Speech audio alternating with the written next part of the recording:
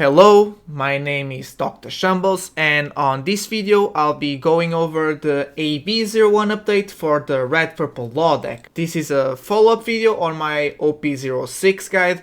This is just because I don't believe there's any necessity of a full-on guide for this expansion, as this is not a full-on set, but just some extra cards. Now, if you aren't considering playing Red Purple Law on OP06, I really recommend considering playing him in EB-01, as these buffs are incredibly good for the deck. I'll be going over the 3 cards that you should consider. 2 of them are very core, they'll be added to the core of the deck, and only 1 should be in consideration. This is because the card is not as popular, and people are really thinking about rather to play or not play the card. I would just like to apologize in case you guys are hearing rain on the background. That is very simple, it's because it's raining over here. So yeah, let's go. The very first card I want to talk about is the Tony Chopper, the new blocker Tony Chopper of the EB-01. Now, this is the card that it's not going to the core, and it's not as popular as the 2 others. The 2 other cards, they just needed the incredible buffs. Now, Chopper usually will replace your promo law. You can consider playing him. The reason why people don't make up their mind, so to speak, rather to play this card or the promo law, is because this card has the weakness of being a 3 cost, which makes it very subjective to be taken away by board wiping cards. Its effect is also not instant on play like promo law, and you need to attach 2 Dawn to get its effect, but its effect is better than law, which is when you attack and you have 2 Dawn attached, you will give one of your opponent's characters minus 3k power for this turn. This, in conjunction with blocker, I actually am thinking about playing it. I believe this is in some way better than promo law in the long run. I'll be explaining now why.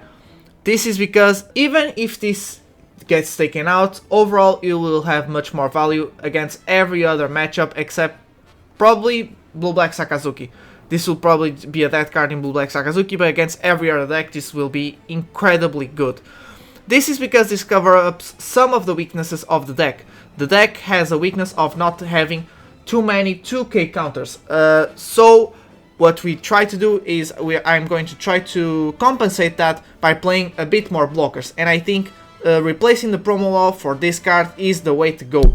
This will help you also against yellow matchups. As you know, counters do not matter much against the yellow matchup, but blockers do. So this has that advantage as well. You do need to play around Gadatsu, but that's another thing. Another thing is, although it is slower to play him, I still think overall you can get much more value. Here's the thing, if you swing with him attaching 2 Dawn, you will give the minus 3k, and then your opponent will kind of need to swing into him, making him a blocker nonetheless. So even if you have to swing with him and not use him as a blocker, he'll still be a blocker, because your opponent can't really afford to keep him in the field. So yeah, the only problem with this card, to be honest, that I have is you have to attach 2 Dawn. That can hurt you a little bit. That's why this card is still not as popular, but I'll probably be grabbing it anyways in case people find a better way to play it. Next card is the Kid and Killer. Now, this card is at the core of the deck, at the new core of the deck. This is because this card will replace the Zoro Rush. The reason is very simple. It's just a better version of Zoro Rush by just upping 1 cost. This has Rush as soon as you play it, of course. It's a 5k swing, but it has a big advantage, which is when attacking, if your opponent has 2 or less life cards, this character gains 2k power during this turn. So this pretty much into a tempo deck like Red Purple Law just has much more chemistry than Rush Zoro. Usually what you use for Rush Zoro, on late game you try to play him with your leader ability to get a last sneaky attack that will catch your opponent off guard. Now this is a better version because on late game this man will be a 7k swing, which is much harder to counter. Not only that, if you are aggressive, his 7k power attack will be much more used. You will rush through the lives, and as soon as people get to 2 lives, this becomes life. So overall, just a better card. People still play the Zoro Rush, but only at 2 to 3 copies. This is a must as 4 copies, and it's now implemented themselves on the core of the deck. And last but not least, absolutely, this is actually my favorite card of the whole set. It's the new Bond Clay. Now this Bond Clay has insane synergy with the deck, and like you will be playing it at 4. Now the very on play effect is you add up to 1 Don as active.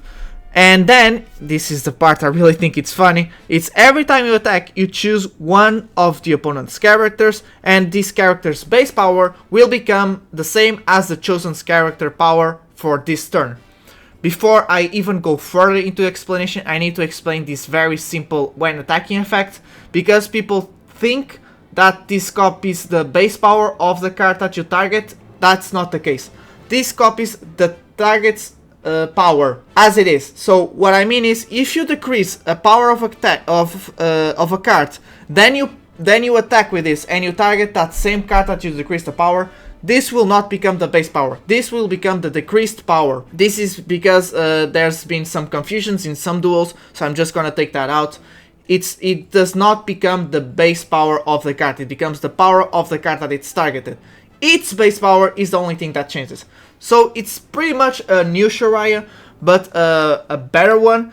The example I like to give is when an opponent plays, for example, a 10-drop Blue Kaido with 12k power. You can swing with this card into the leader ability, into the opponent's leader, and copy the 12k power in swinging into a 5k leader. Do keep in mind, you cannot copy the leader's effect, only characters on the board of your opponents.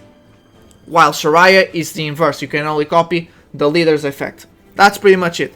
So obviously we already know this helps exactly like Kid and Killer, which this helps you finish the game and helps you get rid of problematic cards even on the mid game.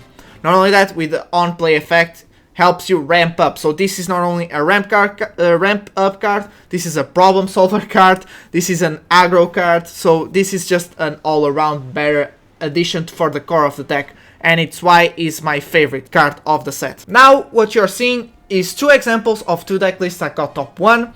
Now they are not much different. As you guys can see, the core kind of developed. Now you have as core the 4 Kid blockers, the 4 Kid and Killer, the 4 Mr. 2, 4 Reijus, the Shashin Penguin and the Beppo, and then you have the 4 Raise Max with the 4 Gordon, as well as with the 4 Shariahs. This is the new core, the cards that I just told you.